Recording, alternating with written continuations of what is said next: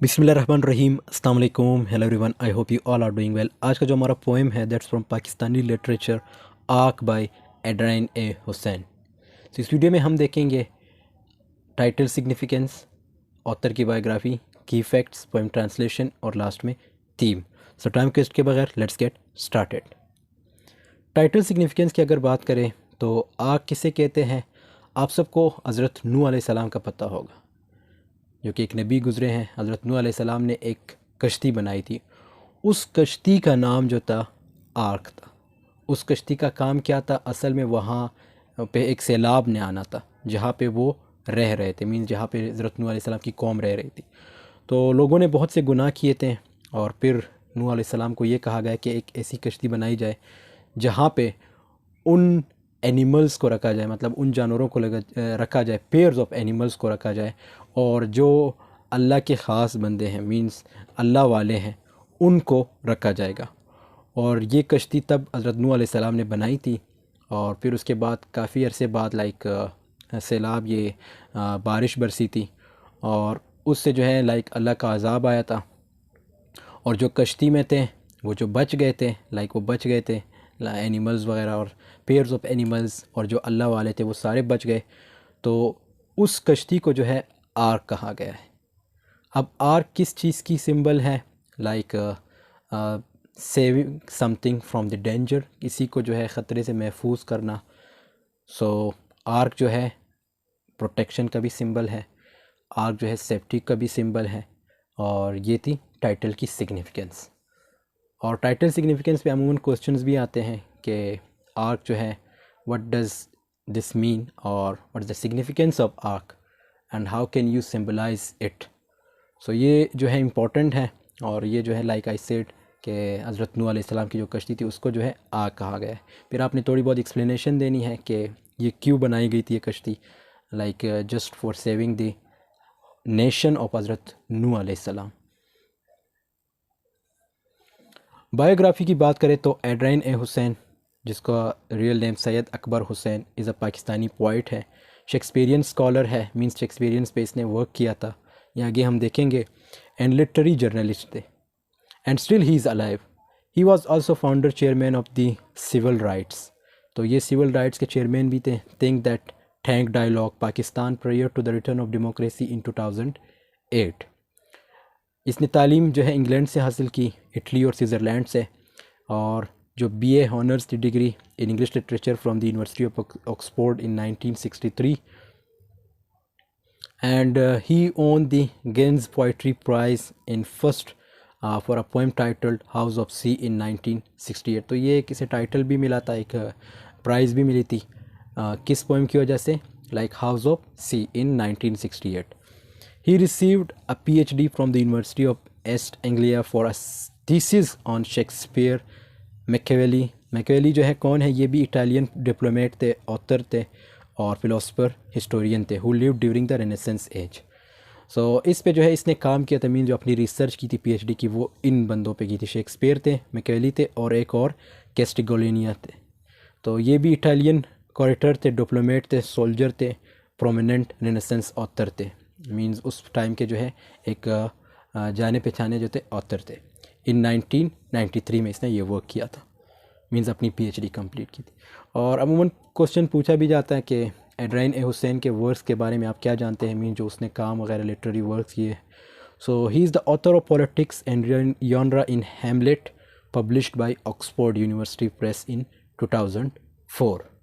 सो Hamlet जो कि Shakespeare ने लिखा था, और सियासत और सन्निफ के मुसन्निफ हैं, जिसे ऑक्सफोर्ड यूनिवर्सिटी ने 2004 में पब्लिश कराया था। His collection of verse, जिसमें desert album, was published as a part of the Golden Jubilee series in 1997 by Oxford University Press to coincide with Pakistan's Golden Jubilee in 1997। तो ये भी इसका important work है।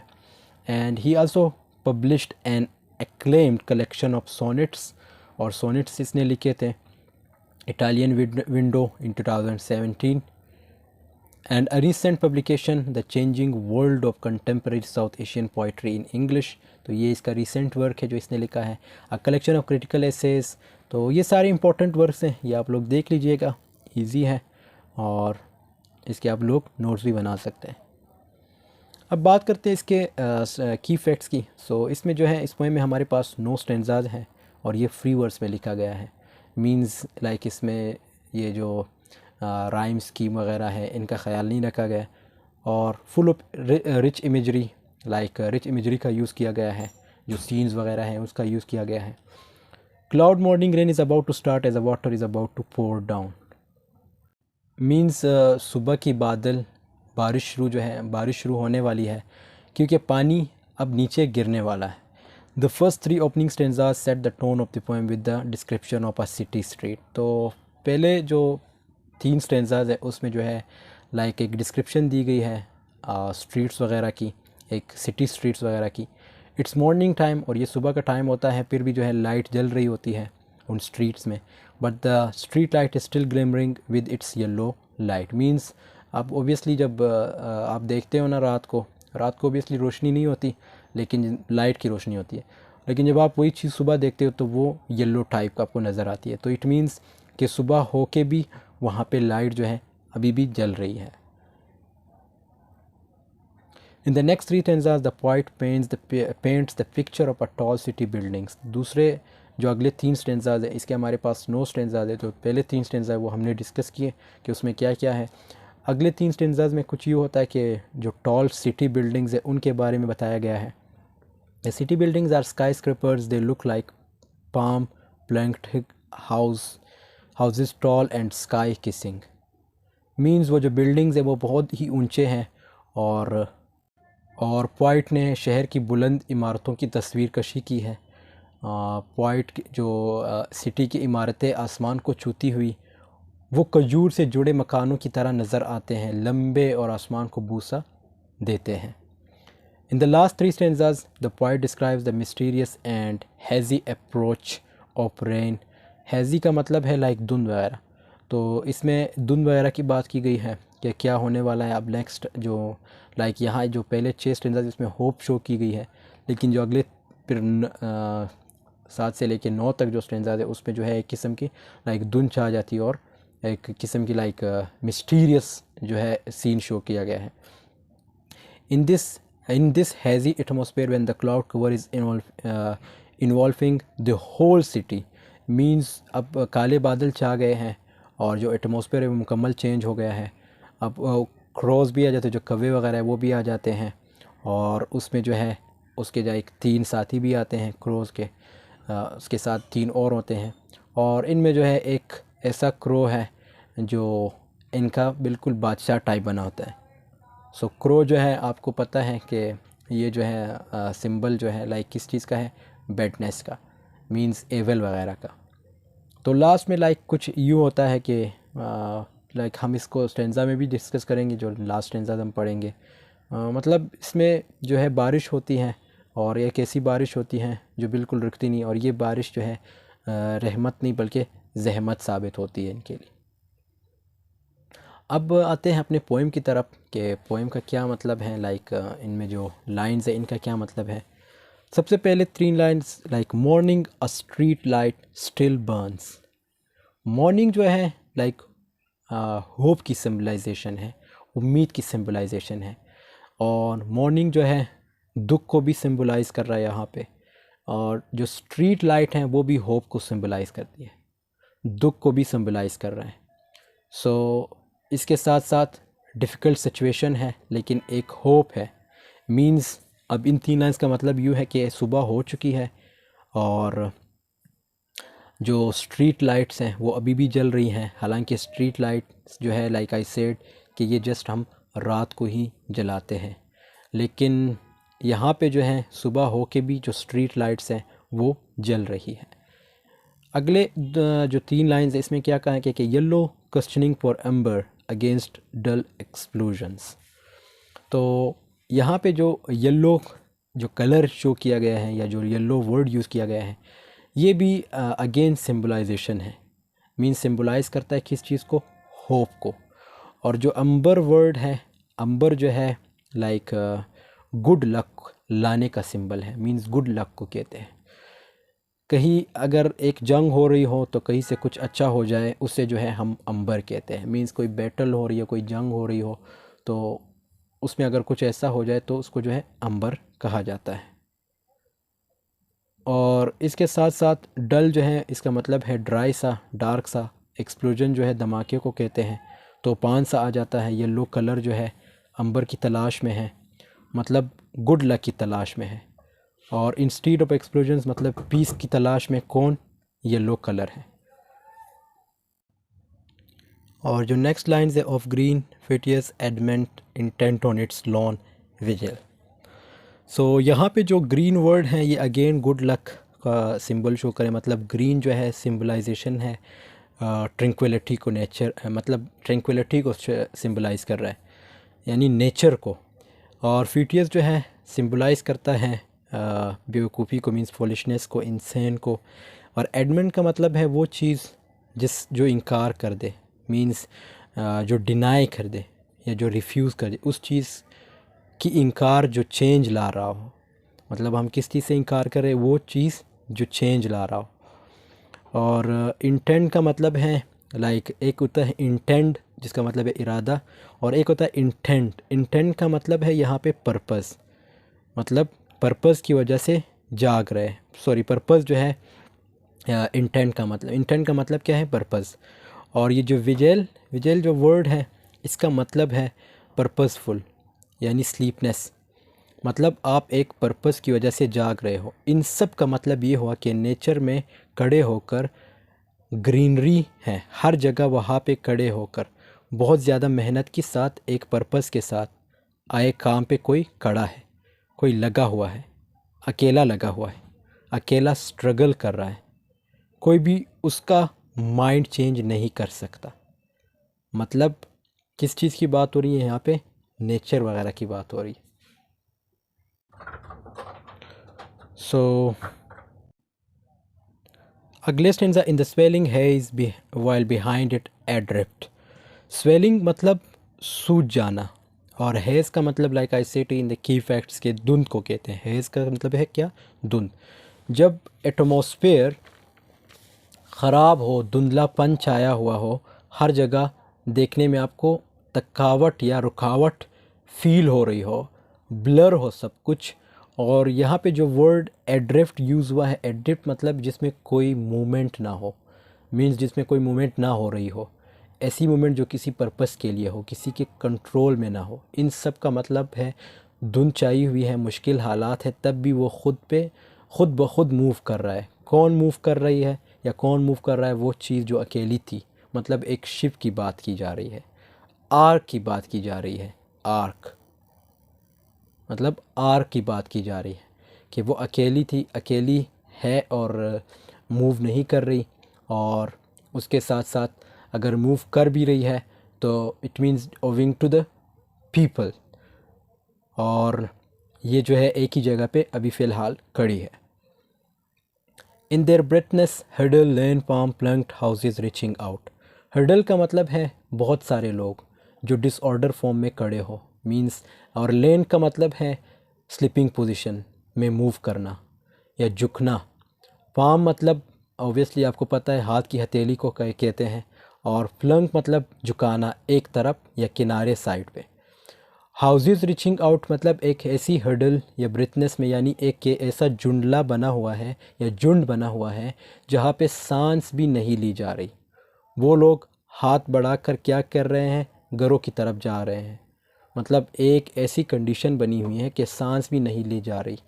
लोगों का ग्रुप है और इस ग्रुप के अंदर जो घर है वो स्लोप पोजीशन में है, गिरते हैं, मींस गिर रहे हैं, उनके करीब पहुंच रहे हैं। To the girdle of a skyline cloud covering dipping। और ये जो ग्रिडल मतलब बेल्ट को कहते हैं। एक लाइन मींस स्काई लाइन वो किनारा होता है जो आसमान को ज़मीन के साथ जोड़ रहा हो। और यहाँ पे क्लाउड कवरिंग डिपनिंग का मतलब है डिपनिंग के बादल जो हैं वो गहरे हुए हैं, मतलब बादल जो है फैले हुए हैं और लाइक गहरे होते जा रहे हैं कि जो स्काई लाइन है उस स्काई लाइन का जो किनारा बनता है उस किनारे पे बादल इकट्ठा होना शुरू हो गए हैं। ट्विलाइट इन्वोल्यूशंस पायल ग्रे एज्ड बाय रावन। तो अब हर जगह मिट्टी मिट्टी हो गई है, आसमान का रंग भी बदल रहा है। लाइक आई से टू कि द लास्ट स्टेंजाज है 3 स्टेंजाज, इसमें जो है जो सिचुएशन है वो ख़राब हो जाती है, जो एटमॉस्फेयर है वो ख़राब हो जाती है। अब हर जगह जो है मिट्टी मिट्टी हो गई है, आसमान का रंग भी बदल रहा है। वो टाइम जब तूफ़ान आता है कि आसमान का रंग भी बदल गया है, रात का वक्त आ गया है, डस्टी सा इन्वायरमेंट हो चुका है।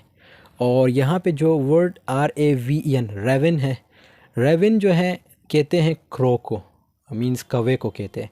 रेवन जो है कौवों का एक स्ट्रॉन्ग क्रो होता है, मींस एक ताकतवर जो क्रो होता है वो है। और मतलब हम कह सकते हैं कि रेवन जो है एक लाइक किंग टाइप होता है, मींस कौवों का किंग टाइप। और उसके बाद जो अगले 3 लाइन्स है, with 3 crows suddenly spanning the wide battle. तो 3 कौवे और हैं यहाँ पे जो वर्ड किए मेंशन किए कि विद 3 crows मींस 3 कौवे और हैं, अचानक ही घूम रहे हैं। और ये जो VOID वाइड, वाइड का मतलब है अनवैलिड, मतलब एक किस्म का इलीगल वे।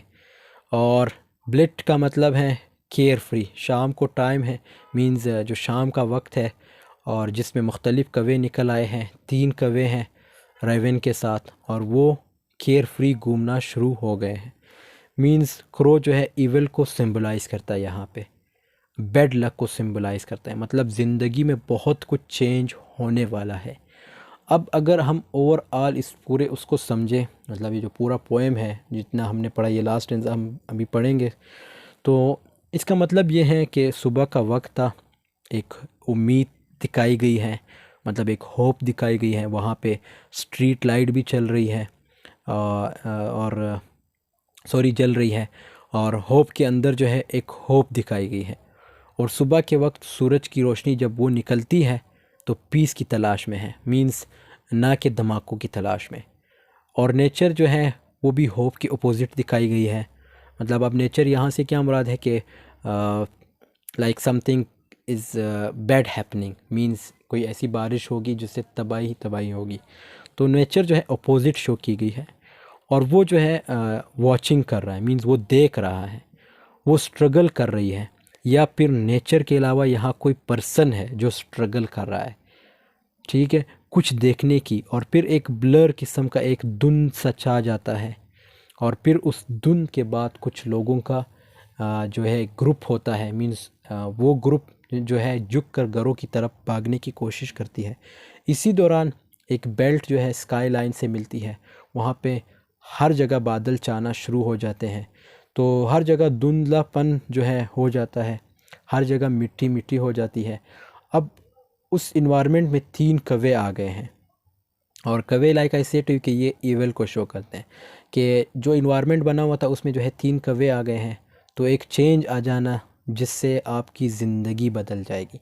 और अगर इर्द गिर्द घूमना शुरू कर देते हैं, और अगर एक बड़े चेंज को सिंबलाइज, मींस ये एक बड़े चेंज को सिंबलाइज कर रहे हैं, मींस जो कौवे हैं वो आपके इर्द गिर्द अगर घूमना स्टार्ट कर दें, तो यहाँ पे इस पोएम में यही बताया जा रहा है कि इट मींस के वो जो है एक लाइक कुछ चेंज होने वाला है, कुछ बुरा होने वाला है, कुछ बड़ा चेंज होने वाला है।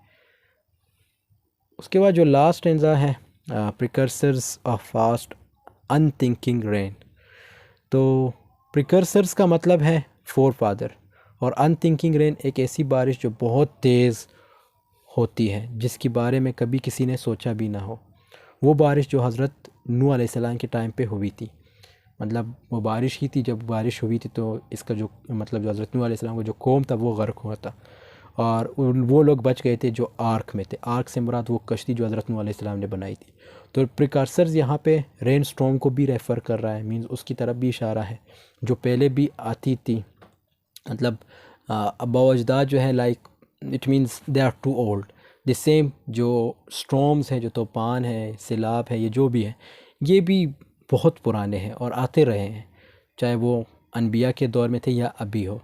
तो प्रिकॉर्सर्स यहाँ पे रेन स्टॉर्म को भी रेफ़र कर रहा है, जो पहले भी आती थी और कहता है कि वैसे ही तूफ़ान दोबारा आने वाला है। तो यहाँ पे रेन जो है डिस्ट्रक्शन को सिंबलाइज़ कर रही है। मींस रेन जो है यहाँ पे कोई रहमत नहीं, यहाँ पे एक जहमत बन के आ रही है। मींस जो तबाही मचाएगी। सो ये था हमारे पोएम का ट्रांसलेशन। अब इसकी अगर थीम की बात करें तो सबसे इम्पॉर्टेंट थीम इसमें रेन है, कि रेन जो है किस चीज़ की सिंबलाइजेशन है। मींस एक डिस्ट्रक्शन की सिंबलाइजेशन। डिस्ट्रक्शन किस चीज़ की होगी? एक कौम जो है, लाइक उस वाक़े की तरफ इशारा है, और उसमें से कुछ ऐसे लोग बचेंगे जो अल्लाह वाले थे, या जो पेयर्स ऑफ एनिमल्स थे, उनको जो है उस कश्ती में रखा जाएगा और वो कश्ती जो है वहाँ से मूव करेगी, लेकिन वो जो है वो लोग बच जाएंगे क्योंकि वो अल्लाह वाले और पेयर ऑफ एनिमल्स उनको जो है बचा लिया जाएगा। फिर नेचर जो है, नेचर को लाइक अपोजिट शो किया गया है। जो नेचर है उसको जो है डिस्ट्रक्टिव शो किया गया है, कि कैसे नेचर जो है लाइक तबाहियाँ लाएगा। मींस एक ऐसी बारिश होगी जिससे जो है लोगों के जो घर वगैरह है वो सब ख़त्म हो जाएंगे और तबाही होगी। नॉस्टैल्जिया मींस लाइक एक वाक़या जो है शो किया गया है। तो ये थे इसके important themes. So I hope this video has been helpful for you. Video पसंद आई है तो समझ आई है तो ज़रूर लाइक कमेंट शेयर कीजिएगा, और अगर कोई क्वेश्चन हो तो आप पूछ सकते हो। मिलते हैं नेक्स्ट वीडियो में, तब तक के लिए अल्लाह हाफ़िज़, टेक केयर ऑफ़ योरसेल्फ।